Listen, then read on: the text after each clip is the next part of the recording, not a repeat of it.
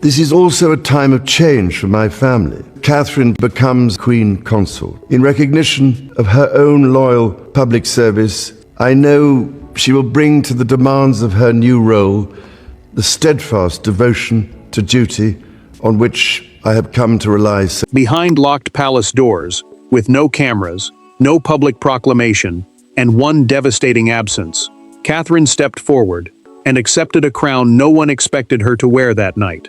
Prince William was nowhere inside the room, yet before a carefully chosen circle of senior royals, advisors, and clergy, she was formally acknowledged as the monarchy's real queen, not through succession, but through a secret act of preservation that instantly changed the balance of power. Before we go deeper into what this really means for the royal family, make sure to subscribe so you don't miss a single update. Catherine felt the silence pressing against her as she entered the private chapel at Windsor Castle. The confidential rite, a closed ceremony for selected royals, had been prepared without public notice and without William's knowledge. This was not a coronation, the formal service that places a monarch on the throne. It was an internal declaration that she had become the moral center of a family struggling to hold together. Archbishop Jonathan Hale waited beside the ceremonial chair. The royal cleric, a senior church figure assigned to guide sacred palace rites, asked whether she understood the burden before her. Catherine kept her hands still. For one moment, she said nothing. Then she looked toward the empty chair beside her, where William's personal insignia had been fixed, and quietly answered, "For the family, I will." Charles had made the decision irreversible. Earlier that evening, the king signed a handwritten directive inside a crimson folder, a royal instruction giving authority to the ceremony. He placed the pen down, looked at Princess Anne, and said William must not be told until everything was complete. Anne did not challenge him. She understood that the future king would have stopped the rite before Catherine reached the chair. Camilla remained seated when the circlet was lifted. The queen consort watched as the ceremonial crown touched Catherine's head, but offered no approval. Anne rose first, Sophie followed, then Edward, each acknowledging the authority created inside the house. Charles studied Catherine's face as uncertainty gave way to quiet resolve. Archbishop Hale then spoke the words that changed the room. He did not call her queen consort or future queen. He named her the keeper of the crown and the queen upon whom the house now depends. The title carried no public throne, yet it gave Catherine power built on trust, duty, and survival. The chapel doors closed behind her. An aide left carrying one sealed envelope. While Catherine walked away with a title she had never sought, William remained miles away, unaware that the palace had made the most personal decision of his life without asking him. The secret ceremony was not merely an act of palace strategy. It struck at the deepest relationships inside the royal family. Catherine had accepted power without her husband. Charles had elevated his daughter-in-law while deceiving his eldest son. Camilla had watched another woman receive the loyalty she had spent years trying to secure. And William, still unaware, was about to discover that the three people closest to the throne had made him the last to know. Catherine entered the adjoining chamber and removed the circlet herself. She had spent years preparing to support William, never to compete with him. Her strength came from restraint, discipline, and public trust earned by refusing to chase influence. The future monarchy had always been their shared mission, a life they were meant to carry together. Now the palace had separated their roles in one night. Sophie found her staring into the empty case.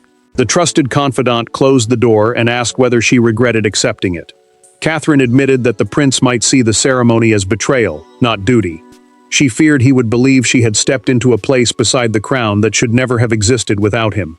Sophie reminded her that she had accepted a burden, not stolen a throne, but the words brought little comfort. Charles returned to his private study and poured water he never touched. Princess Anne entered without an aide and asked whether excluding William had been necessary. The king looked toward the sealed copy of his directive, a formal written command carrying royal authority, and confessed that his son would have stopped everything. Anne heard fear beneath his answer. She also heard regret. Camilla offered no confrontation. The queen consort requested a complete list of everyone present in the chapel. Her calm tone hid the wound. Catherine had received loyalty she had spent years trying to secure. She read each name slowly, understanding that the arrangement reduced her influence without publicly removing a title. Anne had helped create it.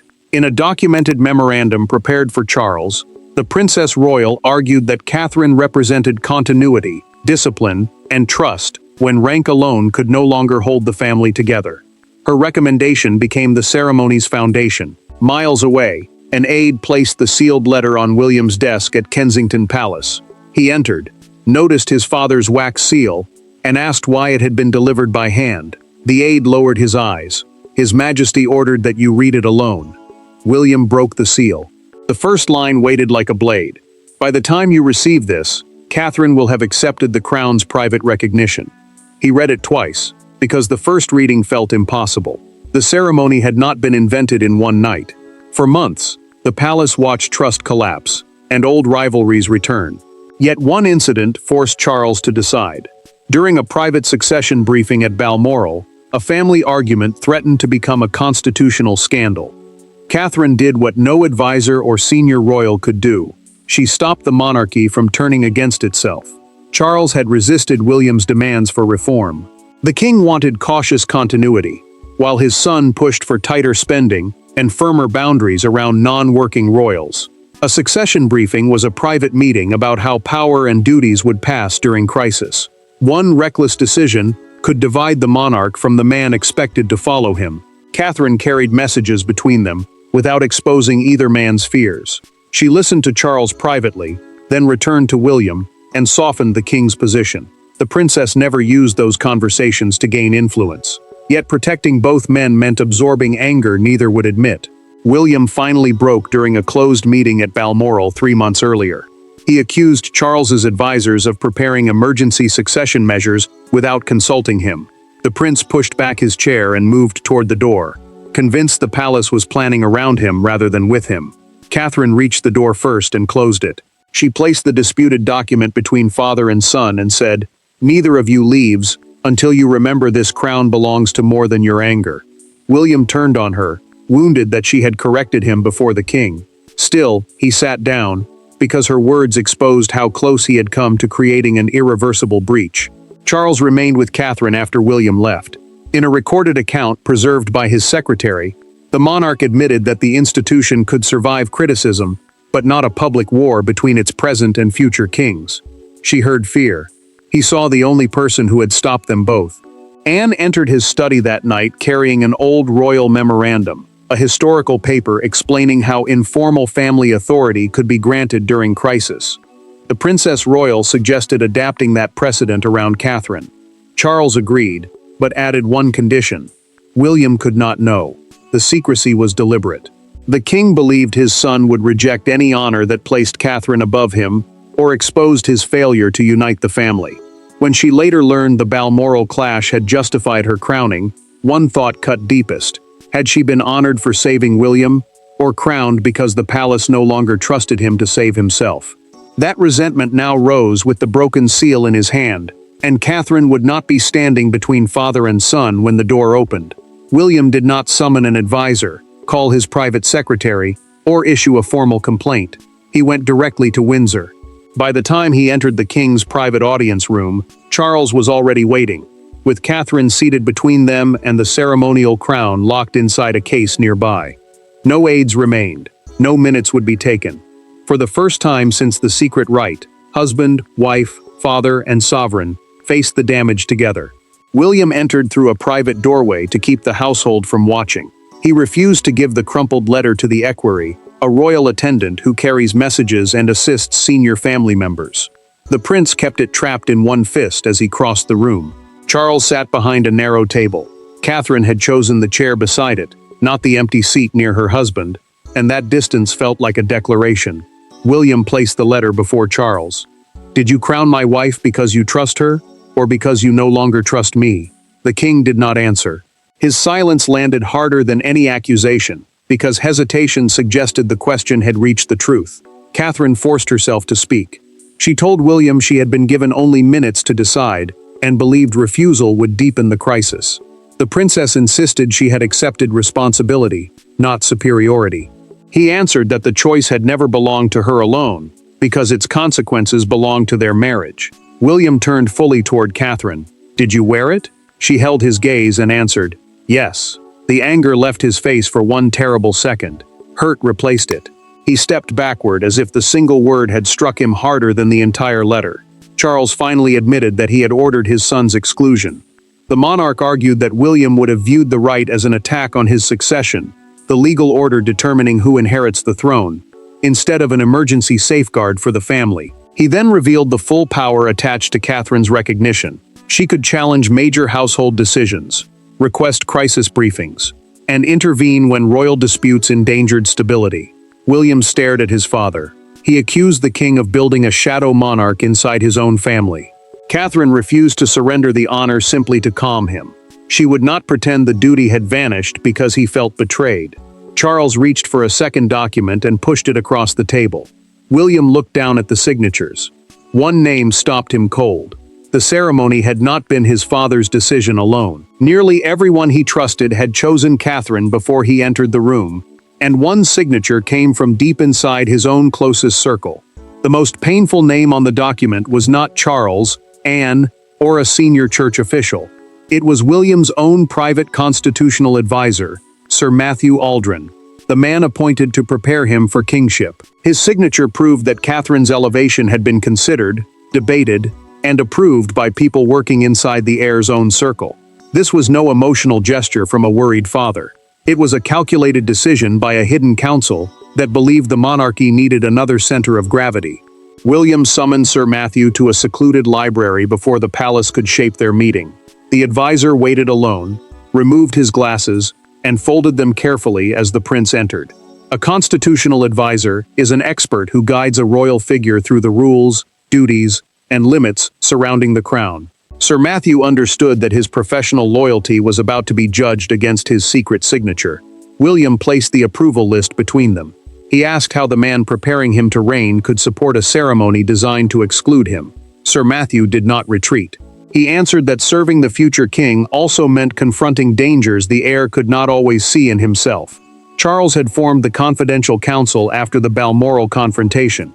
Anne, Edward, Sophie, senior legal counsel, Archbishop Hale, and Sir Matthew examined public trust, family unity, internal discipline, and crisis leadership.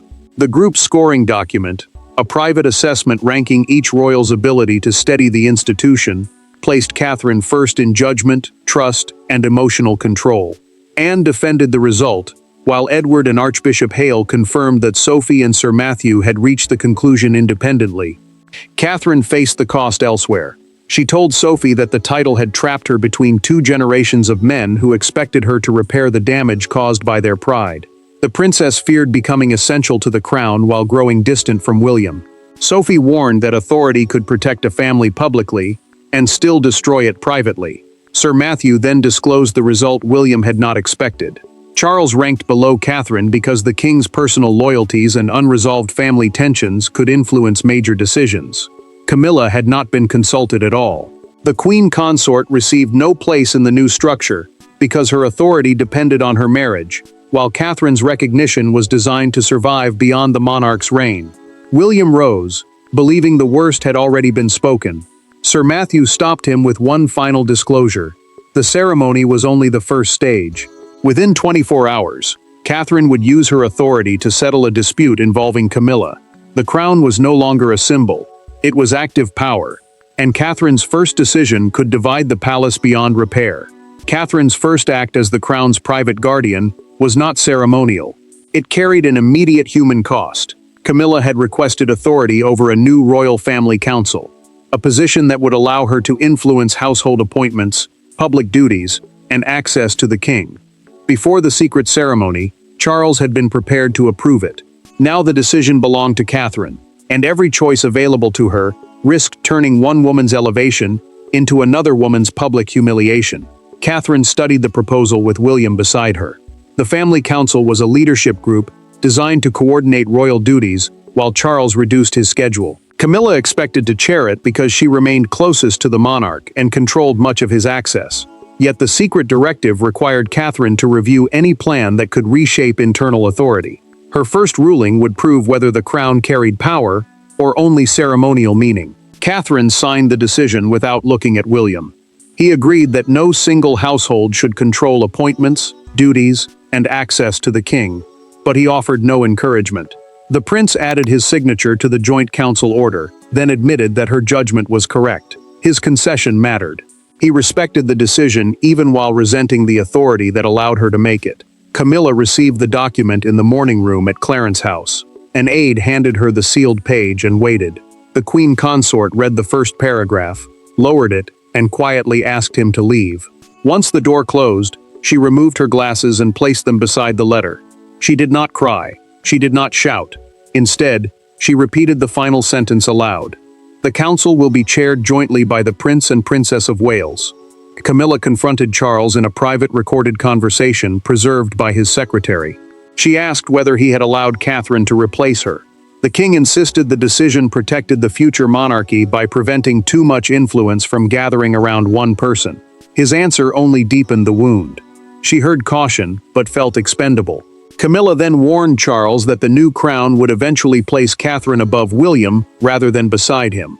The palace, she said, had introduced competition into the very marriage it claimed to protect. The monarch rejected the prediction, yet he could not dismiss it. That night, Catherine found William packing a small case. He told her he was leaving Windsor alone. Not to punish her, but because he no longer knew whether speaking as her husband would be mistaken for challenging the queen. As the door closed, she understood the terrible cost of her first victory. The crown was stabilizing the monarchy by destabilizing their marriage. The turning point did not happen before a council, inside a chapel, or beneath the gaze of the king. It happened in a small cottage on the Windsor estate, where William had gone to escape the machinery of the palace. Catherine arrived alone. She brought no secretary, no security briefing, and no ceremonial document. For the first time since the crowning, they faced each other without titles standing between them. Catherine learned his location from a protection officer and ordered the team to remain outside. A protection officer is a security specialist, assigned to keep senior royals safe without controlling their private choices. She entered carrying only the sealed crown directive, the written order defining her new authority. Until that moment, every conversation between them had unfolded beneath Charles's influence, or beside papers that made their marriage feel like palace business. William stood near the unlit fireplace and did not greet her. Catherine placed the directive on a table, then pushed it away from them both. The princess wanted him to understand that she had not come as the crown's guardian. She had come as his wife. William finally admitted what anger had been hiding. Watching the palace elevate Catherine without him had awakened his deepest fear. That the monarchy believed she was ready, while he remained a problem to be managed. The prince did not resent her strength. He feared that everyone else had begun measuring it against his weakness. Catherine answered with the truth she had avoided. The ceremony had not made her feel powerful or triumphant. It had made her feel alone. Charles had convinced her that refusing would allow the family's divisions to grow stronger than its duty. But the king had not warned her that acceptance might place a wall between her and William. Catherine then disclosed, through the private letter folded inside the directive, that she had drafted a formal surrender of the recognition after he left Windsor. She had nearly sent it. The princess stopped because giving up under emotional pressure would prove that neither of them could separate love from responsibility. William reached for the directive. For several seconds he said nothing. Then he told Catherine to keep the title. Her strength did not weaken his future kingship, and the crown had trusted her because she had earned that trust. William smoothed the page he had once crumpled and placed it back in her hands. The gesture carried no ceremony, yet it became his first true recognition of her role. They returned to Windsor side by side. Before the family could absorb their reconciliation, confirmation of the secret ceremony reached the press, carrying their private wound beyond the palace gates. At 6:15 the following morning, the secret ceased to belong to the palace. A photograph of Catherine's ceremonial circlet case appeared across Britain, with a headline that transformed a private royal solution into a national controversy: "The Queen Behind the Crown." Within minutes, broadcasters interrupted scheduled programs, crowds gathered outside Windsor Castle, and the monarchy faced a question it had desperately tried to avoid. Had Catherine merely been honored, or had the country witnessed the quiet transfer of royal legitimacy? A palace staff member had leaked no image of the ceremony itself. Instead, the source released a photographed page from the chapel register, the official book recording who attended and what sacred act occurred. Catherine's new designation appeared clearly beneath her name: That single line mattered because it proved the palace had created more than a private compliment. It had granted her a defined place within royal power. The communications office confirmed that a private recognition had taken place, but insisted it had not changed the constitutional succession, the legal order deciding who inherits the throne. The statement failed. Its careful words sounded less like reassurance and more like an admission that something extraordinary had happened. The London Chronicle captured the mood in one brutal front page. Catherine's formal portrait filled the page beneath the headline, "The Queen Behind the Crown," while a smaller image showed William arriving at Windsor alone. By mid-morning, hundreds gathered along the long walk. Some carried photographs of the princess. Others demanded to know why her husband had been excluded. One woman near the gates shouted, "She held the family together when no one else could." Catherine watched the coverage with the television muted. When a broadcaster called her Britain's uncrowned sovereign, she switched it off and asked whether the children had seen the headlines. William's advisors urged him to release a separate statement. The prince refused. Silence might look weak, but separation would destroy the reconciliation they had fought to recover. Camilla received her own opportunity.